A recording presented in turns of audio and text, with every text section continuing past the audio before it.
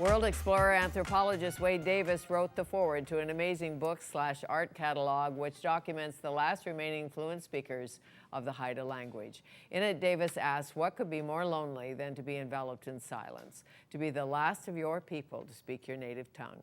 The book is called That Which Makes Us Haida.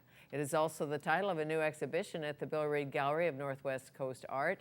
Nika Collison is the curator of the Haida Gwaii Museum in Skidegate, and it is my pleasure to welcome Nika Collison to Studio 4 to tell us more. And you are half curator of the exhibit. Yes, I am. Hi, Fanny. Hi. How nice for having me. Well, nice to meet you. Do you have a name, a Haida name? Yes, Jiskang Hanudi Kaigaga. I knew. Jiskang is my name. Okay. Can you speak Haida? I am learning Haida. I can use a lot of words and vocabulary and a number of phrases, but I'm really in the kindergarten stage of the language. Well, so am I. I can barely say hello. Now, the divisions in the language, there's Alaska? Yes, there's 3 main geographic regions which ultimately provide 3 main dialects that exist today. The Alaskan dialect, which is called Hatkil, the Old Masset dialect in the northern part of Haida Gwaii, also called Hatkil, and the southern dialect of Skidegate called Haidakil. This project began where, when, why? Well, I suppose the project began just over 7 years ago,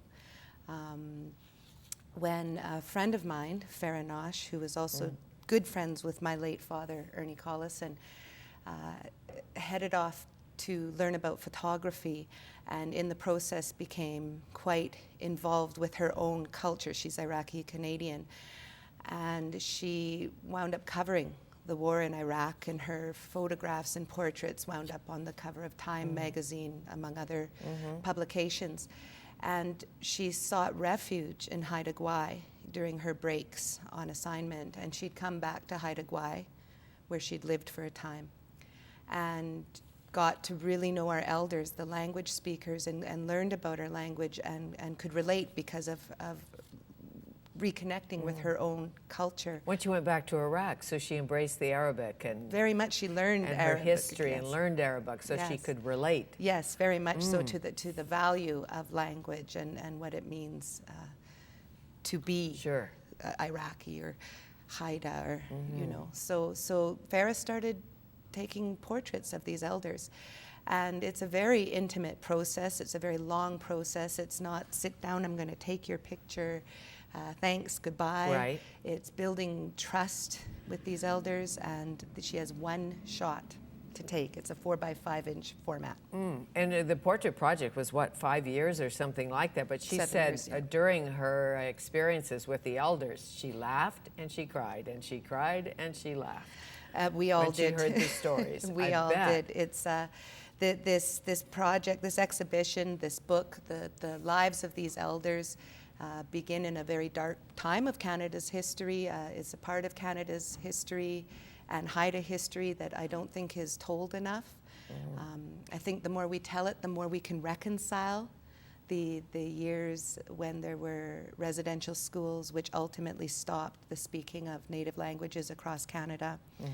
So it's quite a story to see the elders take their lives and what they lived through and turn it into such dignity, grace, and hope. And being an oral culture, when these elders are called to the other side, and many have been since the catalog was put out. It was literally heartbreaking. Almost half of the elders featured in the exhibition passed away during the course of the exhibition. In the last few months of us putting the book together, 3 elders in a row passed on while we were editing their final interviews, and it was very emotional. And to know that, you know, now in the world there are less than 40 fluent Haida speakers left, and Haida is a language unlike any other in the world. It's a linguistic isolate. There is no other language right. related to it. And is there a movement among the young Haida, among the teachers to try and keep the language alive? I know they're trying, but is it working? The question. It is. It's amazing the dedication that these elders, these fluent speakers that have literally dedicated their lives to the preservation and continuation of Haida Kill, the Haida language, are mostly over the age of 75.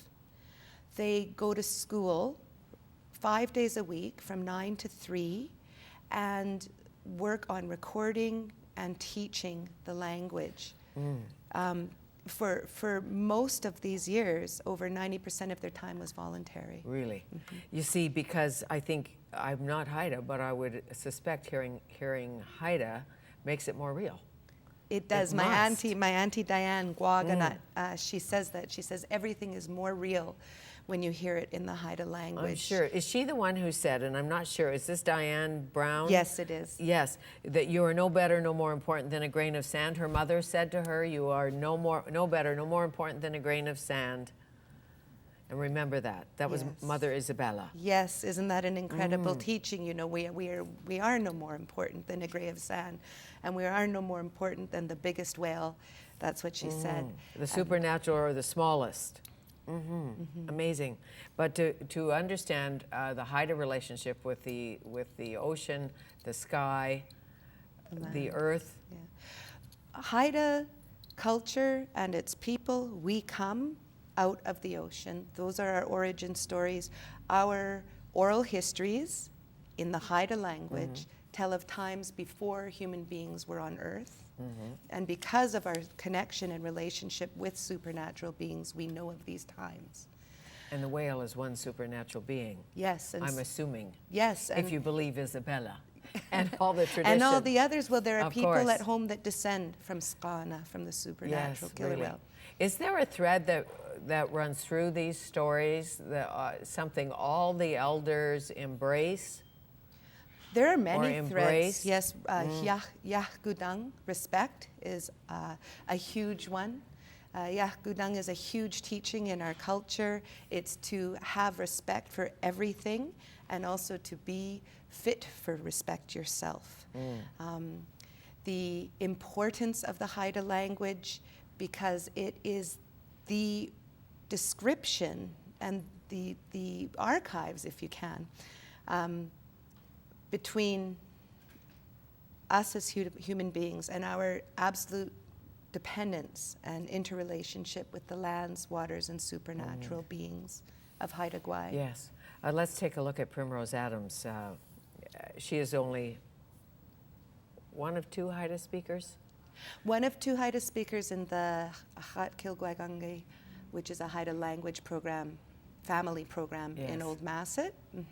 She probably made that hat, I believe. knowing Primrose, right? Because she's related to Robert Davidson. She is, yes, and she's an incredible weaver. The other Davidson, incredible and Reg weaver. Davidson, yes. And Reg, yes, absolutely. And Stephen Brown doesn't have a Haida name. Because he gave it to a young man, Scarlett, Jeff Williams Jr. So when you give your name to someone else, you don't keep it yourself. Names are property, and so it transferred. But he's a teacher, right? He is, yes. He's an incredible teacher and quite an advocate for the Haida language and how it should be taught. He was instrumental in the Haida Nation. His actions and firm words were instrumental in our Council of the Haida Nation creating a language department, which is dedicated to the preservation. And I'm sure if there's any offshore drilling, he'll be instrumental in that too. I think he'll be right in the middle of it, yes. I would suspect so. Herb Jones, tell me about Herb Jones. He didn't speak Haida in school. No. Well, many didn't, no. couldn't, was not allowed. Couldn't, forbidden. Herb Jones, he is this incredible man from Skidegate who, while he couldn't, like all our elders, couldn't speak Haida in school, was able to continue speaking it out on the land. So many of these elders grew up out on the lands and waters, and he is an incredible man who just loves the language so much. And every day when I drop my 4-year-old 4-year-old off to nursery school. He's there teaching the children, and he greets me in Haida, and he speaks to me in Haida, and some of it I understand, and I'm so proud when I can answer him, and some of it I can't. Well, yes, but are there young parents who can actually talk to their kids in Haida and English? Absolutely. Because that's so important. You know, when you're little, you absorb that. Absolutely. There's a bit of a disconnect with people my age because we weren't raised in the school system speaking Haida. We didn't speak it in our households. But our children are learning it in school. We're learning it in other ways, and we're interacting at home as much as we can. Well, certainly if this is your land, where is your language? Your language must be part of it.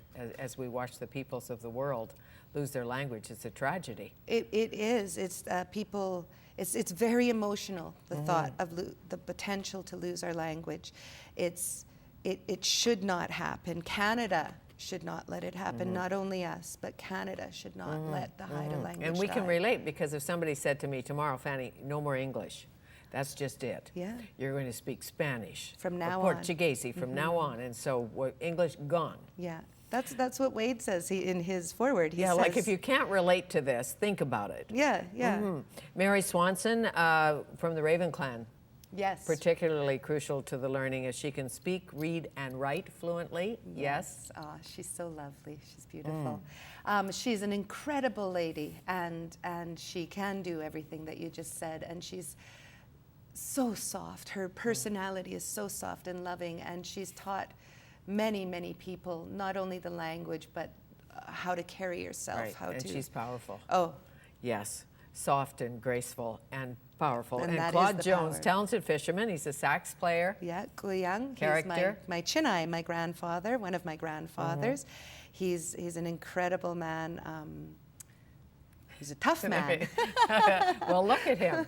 Those portraits are so amazing. She captured the elders, for sure. Of course she did. It's Now tell me about incredible. the exhibition. All of these portraits in the exhibition and the stories are, what are we going to see? So the visual part of the exhibition are large format portraits ranging from 3 by 3 feet to 3 by 4 feet of these elders. I believe there's 28 of those images, and there's a few smaller ones as well. And then there's also an audio component to the exhibition. Great. So viewers will be able to come in and see these and be moved, incredibly moved by these portraits of these beautiful people, and also hear the Haida language being spoken in all 3 main dialects. The Alaskan, Old Macedon, Skidegate. They are oral histories being recounted in Haida, as well as there will be another audio area where people can listen to the elders talk about when they stopped speaking. Must be Haida. haunting. The Bill Reid Gallery itself is so mesmerizing, but to be there with the language, and as you know, there's a lot of visual and all of that. And one of the elders says, I had to go to school to learn a foreign language, and today I'm still going to school. I'm 76, and it seems to me like our language is foreign in our own country, which should not be. That's Nungkingait Yuan's James Young. He is the last formally trained oral historian from Haida Gwaii. He passed away a few years ago, and we're fortunate for the amount of knowledge he shared with us before he left.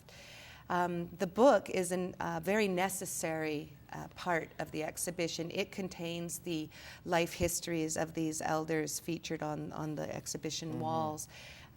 They're very beautiful and moving interviews. They're full of grace and passion, and it can be quite emotional at times. I was just, like I was saying earlier, I was reviewing the book for the first time in a couple months, and I started crying. You know, I bet you and did. I know this book from front to back. But you can't cry on TV. No, I won't. But if you and do, I it makes promise I good won't. television. It'll smear my makeup. That which is Haida. I thank you. Thank you. Thank you. Nice to see you. Nika Collison.